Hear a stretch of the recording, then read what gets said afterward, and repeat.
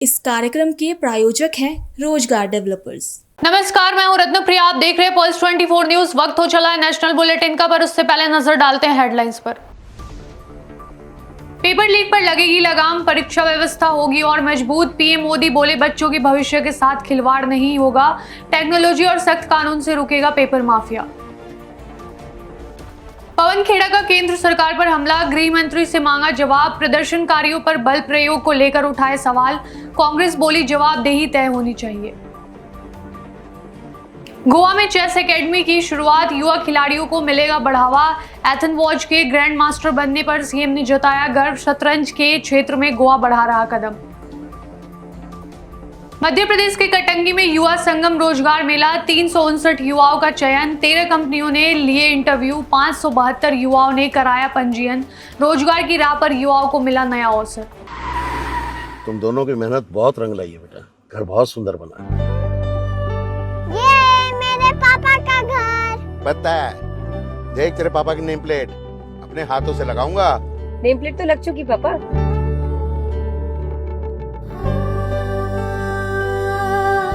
असल मेहनत तो आपने की है पापा, मुझे इस काबिल बनाने के लिए। वो जिंदगी भर किराए के मकान में रहे, लेकिन आज ये घर मेरा नहीं, ये है मेरे पापा का घर।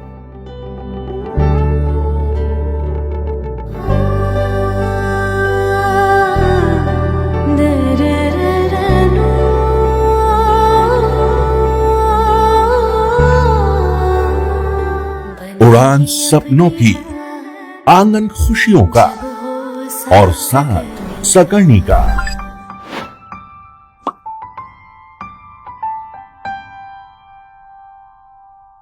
साठ वर्षों से आपके साथ मनोरंजन और संस्कार का संगम, जाह्नवी मैगजीन। आइए देखते हैं अब खबरों को विस्तार से। सार्वजनिक परीक्षा अनुचित साधनों की रोकथाम संशोधन विधेयक 2026 राज्यसभा में पारित हो गया है, जिसके बाद प्रधानमंत्री नरेंद्र मोदी ने परीक्षा प्रणाली को पारदर्शी और भरोसेमंद बनाने पर जोर दिया है। इंस्टाग्राम पर साझा किए गए एक वीडियो संदेश में प्रधानमंत्री ने कहा कि केंद्र सरकार पेपर लीक को रोकने के लिए लगातार ठोस कदम उठा रही है। उन्होंने राज्यों के सहयोग, तकनीक के बेहतर इस्तेमाल और पेपर माफिया के खिलाफ सख्त कार्रवाई की आवश्यकता पर बल देते हुए कहा कि बच्चों के भविष्य के साथ खिलवाड़ करने वालों को किसी भी कीमत पर बख्शा नहीं जाएगा। सुनिए प्रधानमंत्री नरेंद्र मोदी का ये बयान। साथियों, विश्वस्त परीक्षा पद्धति, इसके लिए हम लगातार एक के बाद एक कदम उठा रहे हैं। टास्क फोर्स की रचना हो, फास्ट ट्रैक की और रचना हो, राज्यों के सुझावों को ध्यान में लेना हो, क्योंकि पिछले कई दशकों से हर राज्य और केंद्र सरकार इस प्रकार की पेपर लीक की परेशानी झेल रहा है। बच्चों के भविष्य को भी इसके कारण संकट पैदा हो रहा है। इन सब को ध्यान में रखते हुए देशव्यापी सभी राज्यों में भी और केंद्र में भी शिक्षा पद्धति में सुधार अनिवार्य हो गया है। टेक्नोलॉजी के भरपूर उपयोग की आवश्यकता हो गई है और साथ साथ फिर से कोई पेपर माफिया, पेपर लीक करने वाली गैंग, देश के बच्चों के भविष्य के साथ खिलवाड़ करने वाली गैंग, उनको बख्शा नहीं जाएगा। इसलिए कठोर कानूनों की भी जरूरत है।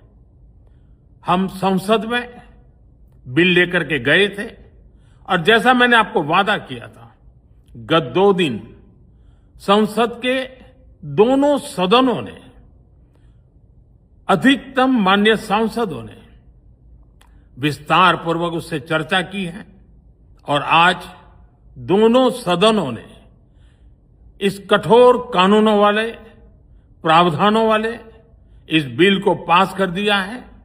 अब विश्वस्त परीक्षा पद्धति की दिशा में जाने में एक महत्वपूर्ण काम पूर्ण हुआ है। काम आगे भी चलता रहेगा। हम ऐसी परिस्थितियों को लंबे समय तक नहीं चलने देंगे। इस विश्वास के साथ साथियों, आइए हम सब मिल करके विकसित भारत के स्वप्न को पूर्ण करने के लिए कंधे से कंधा मिलाकर के चले। बहुत बहुत धन्यवाद। दिल्ली में कांग्रेस सांसद पवन खेड़ा ने केंद्र सरकार और केंद्रीय गृह मंत्री पर तीखा निशाना साधा। उन्होंने आरोप लगाया कि प्रदर्शनकारियों के खिलाफ बल प्रयोग किया गया, लेकिन गृह मंत्री सदन में जवाब देने नहीं आए। पवन खेड़ा ने सरकार के रवैये को लेकर गैर जिम्मेदाराना बताते हुए सवाल उठाया कि आखिर जवाबदेही किसकी है। सुनिए कांग्रेस सांसद पवन खेड़ा का ये बयान। देखिए, अगर गैर जिम्मेदाराना तो वो हरकत है जो गृह मंत्री की है। पैलेट गन्स चलवाते हो, लाठियां चलवाते हो, कील लगी लाठियां, और सदन में आने की हिम्मत नहीं, तो बताइए कौन गैर जिम्मेदाराना है। गोवा में शतरंज को बढ़ावा देने के लिए सरकार ने नई पहल शुरू की है। मुख्यमंत्री प्रमोद सावंत ने बताया कि गोवा सरकार ने चेस एकेडमी की स्थापना की है, जिससे युवा खिलाड़ियों को बेहतर प्रशिक्षण और अवसर मिलेंगे। उन्होंने कहा कि गोवा से कई खिलाड़ी अंतर्राष्ट्रीय स्तर पर अपनी पहचान बना चुके हैं और हाल ही में एथन वॉच के ग्रैंड मास्टर बनने से राज्य का गौरव बढ़ा है। सुनिए मुख्यमंत्री प्रमोद सावंत का बयान। कप के बाद में गोवा सरकार ने चेस अकादमी एस्टैब्लिश की है। मैं कांग्रेचुलेट करता हूं मेरे स्पोर्ट्स डिपार्टमेंट को।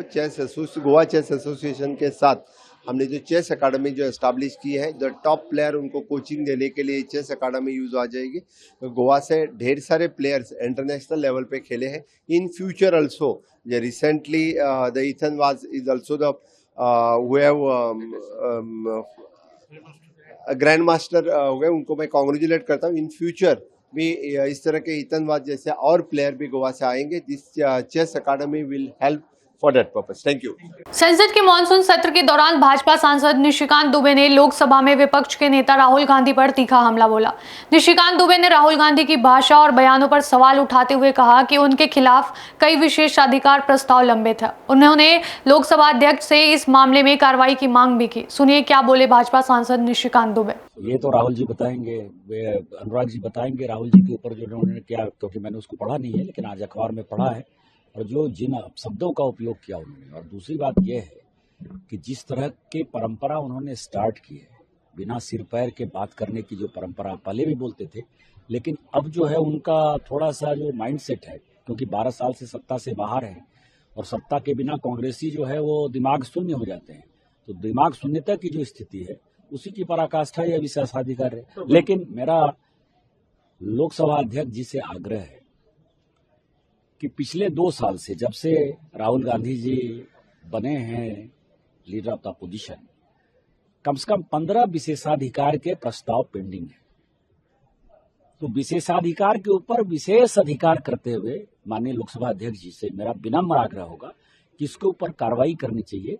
नहीं तो इसी तरह की बेसिर पर की बातें आज लोकसभा में प्रतिपक्ष के नेता कर रहे हैं, कल को कोई और सांसद कहना शुरू कर देगा। तो कार्रवाई जब तक नहीं होगी, कार्रवाई होनी चाहिए। कोलकाता में पश्चिम बंगाल सरकार के मंत्री दिलीप घोष ने आम आदमी पार्टी और अरविंद केजरीवाल पर तीखा हमला बोला। उन्होंने पंजाब में कथित पेपर लीक के मुद्दे को उठाते हुए कहा कि जो लोग दूसरे राज्यों के मामले पर सवाल उठाते थे, वे अब अपने राज्य के मामले पर जवाब नहीं दे रहे। दिलीप घोष ने यह भी कहा कि मामले में जिम्मेदार लोगों के खिलाफ कार्रवाई होगी। सुनिए क्या बोले दिलीप घोष। पंजाब सरकार के जो Demi chief minister Kejriwal ji आगे नेतृत्व करते हैं दिल्ली में, एक घटना को नीट को लेके पंजाब में 3 बार क्वेश्चन लीक हो गया, उसकी कोई जिक्र नहीं है।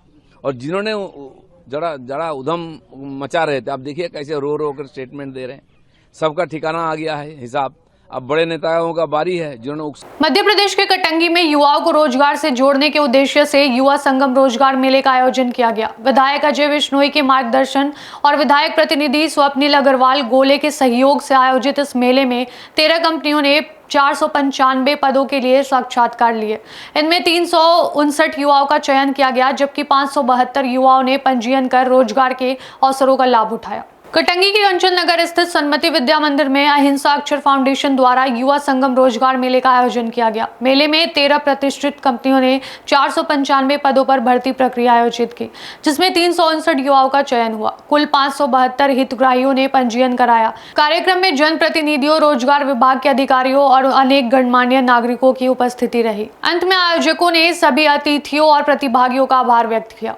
अंबाला के शहजादपुर बस स्टैंड पर निजी बस चालकों की मनमानी यात्रियों के लिए परेशानी का सबब बन गई है। बसें स्टैंड के अंदर आने के बजाय मुख्य सड़क पर ही सवारियों को चढ़ा उतार रही है, जिससे जाम और हादसे का खतरा बढ़ गया है। शिकायत मिलने पर नारायणगढ़ बस स्टैंड के एसएस विजेंद्र सिंह ने मौके का निरीक्षण कर बस संचालकों को सख्त चेतावनी दी है कि नियमों का पालन नहीं करने पर पुलिस और परिवहन विभाग की कार्रवाई का सामना करना होगा। और ये मैंने आज ये विजिट की है यहाँ शहजादपुर बस स्टैंड पे और देखा भी है, बसें हैं जो कि बाहर से जा रही हैं, प्राइवेट बसें हैं जो ये बाहर से निकल रही हैं। और मैंने एक दो को बोला भी है और इनके जो मालिक है उसको मैंने फोन कर दिया है कि बसें हैं जो ये बाहर से मत जाएं, जिससे यात्रियों को बड़ी दिक्कत होती है और जाम भी लगता है और कौन को अनहोनी होने का भी डर बना रहता है।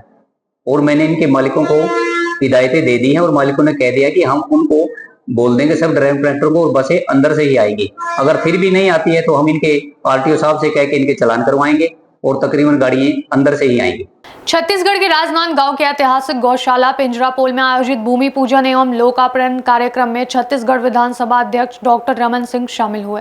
इस दौरान उन्होंने नवनिर्मित गौशाला परिसर और चिकित्सा केंद्र का लोकार्पण किया। डॉक्टर रमन सिंह ने गौशाला के 122 वर्ष पुराने गौरवशाली इतिहास का उल्लेख करते हुए इसे जन सहयोग और गौ संरक्षण का प्रेरक मॉडल बताया। साथ ही उन्होंने गौशाला के विकास, ज्ञानेश्वरी यादव की उपलब्धि और क्षेत्र के औद्योगिक विकास पर भी अपनी बात रखी।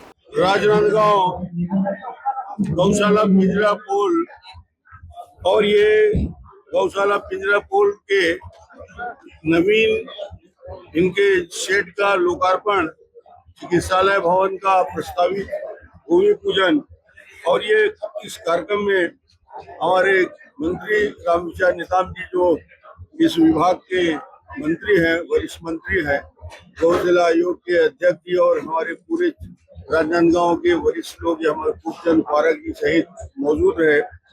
ये अद्भुत गौशाला है जिसका 1904 में इसकी शुरुआत हुई। एक घटना के बाद वहाँ पे आग लगी भारत माता चौक में 1904 में, गाय वहाँ पे जल गई। उसी समय निर्णय लिया गया कि यहाँ पे एक गौशाला बनाया जाए और एक संकल्प उस समय रामलाल जी चोपड़ा ने लिया। आज ये गौशाला उस संकल्प को पूरा करने का स्थान है। शहर के अंदर इतने बढ़िया जगह में करीब करीब 2000 से ज्यादा गाय रहती है और उनका बेहतर तरीके से देख रेख होता है। अब यहाँ चिकित्सालय खुलेगा, यहाँ उनकी चिकित्सा की व्यवस्था होगी। और सभी दानदाता बंधुओं को धन्यवाद देता हूँ कि छत्तीसगढ़ का सबसे महत्वपूर्ण स्थान राजनांदगांव और वहाँ पे ये गौशाला अपने आप में ऐतिहासिक है। और जिस तरीके से इसका विकास किया है खूबचंद जी ने और यहाँ के समाज ने, उन सबको मैं बधाई और शुभकामना देता हूँ। मंत्री जी को धन्यवाद देना चाहता हूँ कि गौशाला के विकास के लिए उन्होंने 75 लाख रुपया की कार्य योजना इनका स्वीकृत किया है।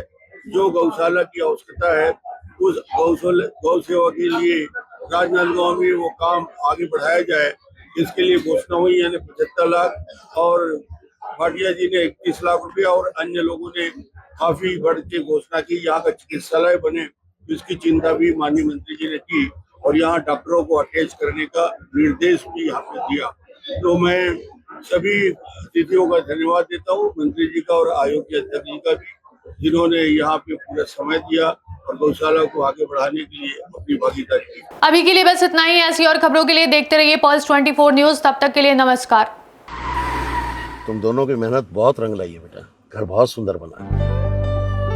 ये मेरे पापा का घर। पता है, देख तेरे पापा की नेम प्लेट अपने हाथों से लगाऊंगा। नेम प्लेट तो लग चुकी पापा।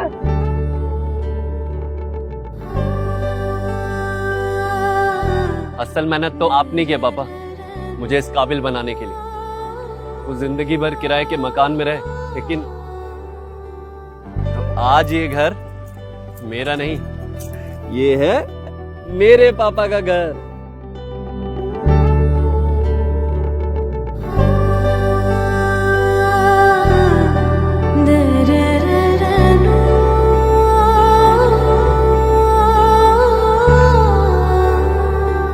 उड़ान सपनों की, आंगन खुशियों का और साथ सकर्णी का।